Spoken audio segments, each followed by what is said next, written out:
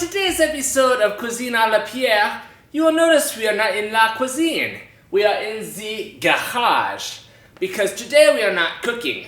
Today we are discussing cast iron. Now this is Pierre's personal favorite cast iron. He purchased it last year and has decided to take it on his culinary journey along with him. If properly taken care of, a cast iron can last your entire lifetime. And all of the love and cooking and everything you have done will only go to make it a better item, and it will be a storybook of your culinary journey. Now this cast iron is made by the company Lodge. Lodge pre-seasons their cast iron pans so you do not have to do it when you get home. Seasoning is when you take a thin layer of fat, usually from vegetables, and bake it into the pan, and it acts as a crustier and also helps to make the pan more non-stick. However, the seasoning, if improperly taken care of, can rub off or be washed off with harsh detergents, and then your cast iron will start to crust. A properly seasoned pan will be able to last generations, and you could pass it down to your grandchildren even, and it will still be just as good, if not better, than when you first bought it. So, today's episode is all about what happens when the seasoning comes off. I went to the local Goodwill and found the cast iron that was in desperate need of some TLC.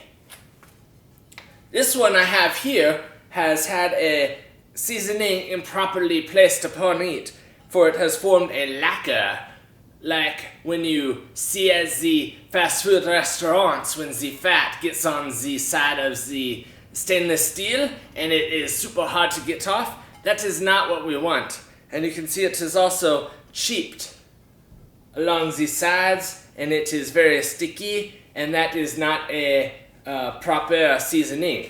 So we are going to address that. And then I also have another cast iron. This one is very smooth. That is the other thing I wanted to discuss. Modern cast iron pans are more rough. In the close-ups you will see that this has some micro indentations. Now some people like to polish those out so that it is as smooth as a old loved skillet, and it will be almost as non-stick as Teflon. However, as I said, this is a pot that I want to take on the journey of culinary exploration with me, and I will just enjoy as it gets more non-stick as we go along. But you could do what we are going to do to a modern cast iron and make it as slick and smooth as an old cast iron.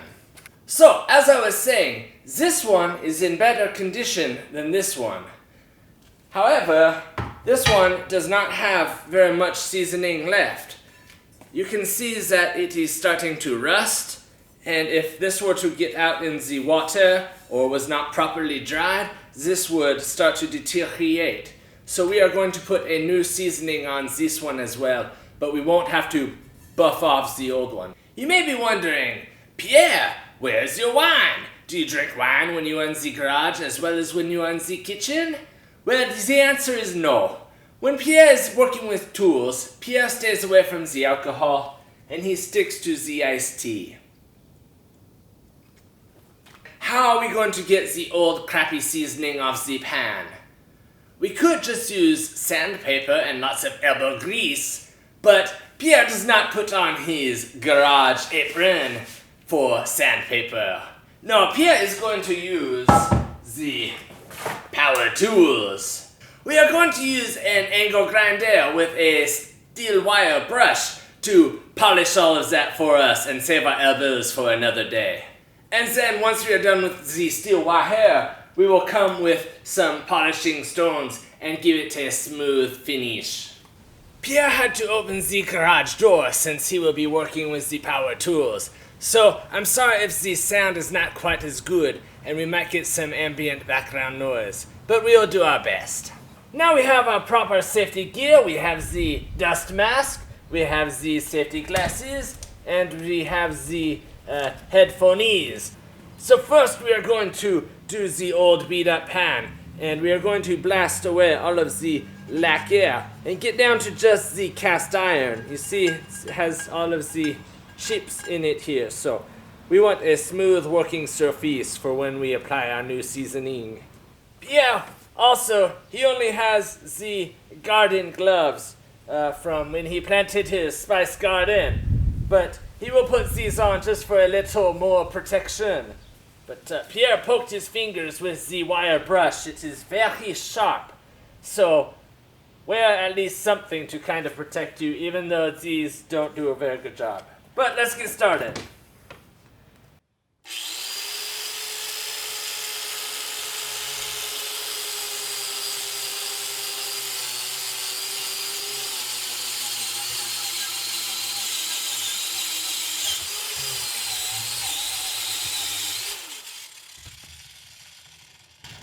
So already you can see that we've gotten through this lacquer right here. That's the old crappy seasoning that was not done properly. And we have got down to just the smooth cast iron, which you can see here. This one is even still kind of bumpy, like the modern cast iron. So we will actually polish that down so it is smooth as a baby's bottom.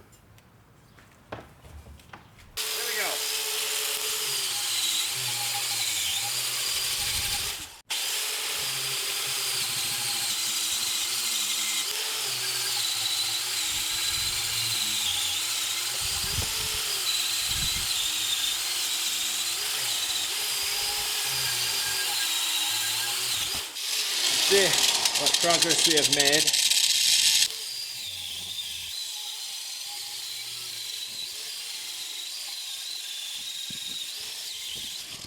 Real fast, I just want to talk to you about safety.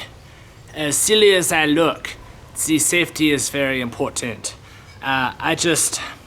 For instance, when I was brushing this, if I were to get it like this, and get the thing on the lip, it would take metal slivers, those big brush things, and send them in my face or on my hat. And if I did not have these on, I would probably have one in my eye. Another thing is, even though my gloves are silly, when I was holding these, it slipped, and the gloves saved me. So PPE, personal protection equipment, very important. So you can see here, we are almost done with the polishing of the top surface. There is still a little bit more here. So we're going to finish that. It's going very well. And then we will do the back side. So I've started work on the back, and it is very interesting to see the pattern that came after I polished off the first layer of crappy seasoning. You can see where the oil and stuff kind of pooled.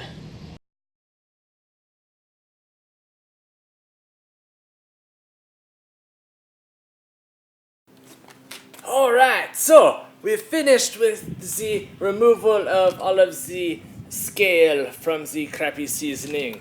You may see there's still a few little spots here and there, but that won't be a problem. Just add a little more character.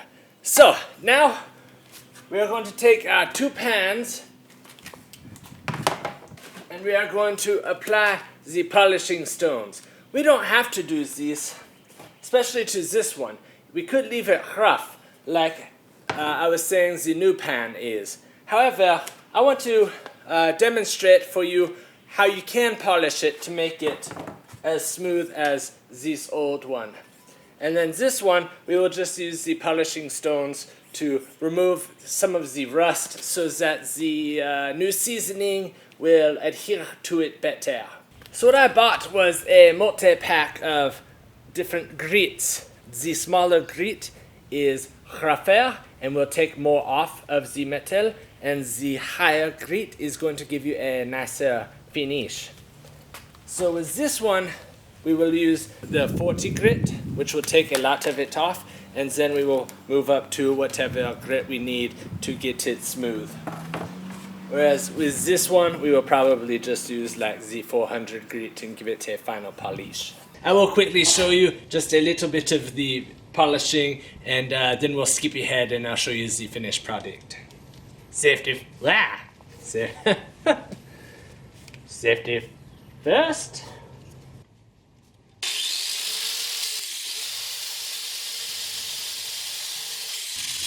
So already you can see what it's doing to it.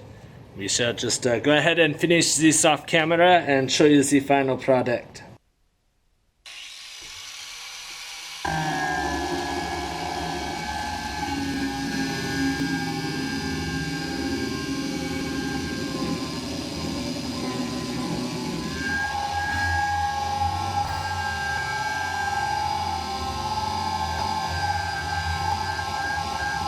So this is after the first 40 grit polish.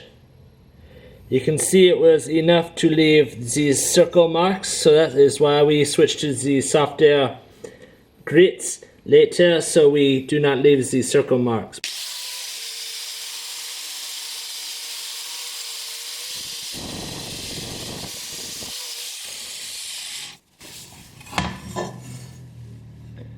We just finished the polishing, and you can see on this one, let me get the light, just how shiny we got it. If it were lined up correctly, you could almost see a reflection of the camera in it.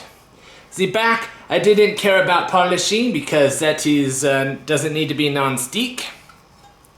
So you might see we still have a few imperfections in there, but that's okay.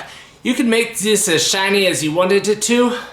Pierre, an hour between the two, I figured that was enough for me. So I'm quite happy with how polished we got that. And then with this one, we just took the patina off. So it was not a big change. You just may notice it's not quite as red as it was. So this video is getting a little long, and everything is covered with iron dust. And so I think we will do our first two-parter episode. So in this part we did the preparing of the cast iron, and in the next part we will go ahead and put the seasoning on and show you how to do that. Until then, until we see you next part, bon appetit. Mwah!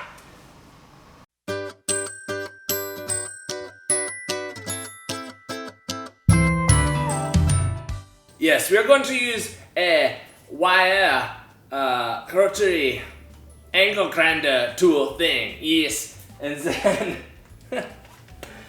we are going to use an angle grinder with a steel brush on it to blast away all that nasty seasoned. We are going to use an angle grinder to blast away the old. We are going to use an angle grinder with a steel wire attachment to blast away all of that nasty, crusty, plasticky, oily stuff. We are going to use an angle grinder with a steel wire.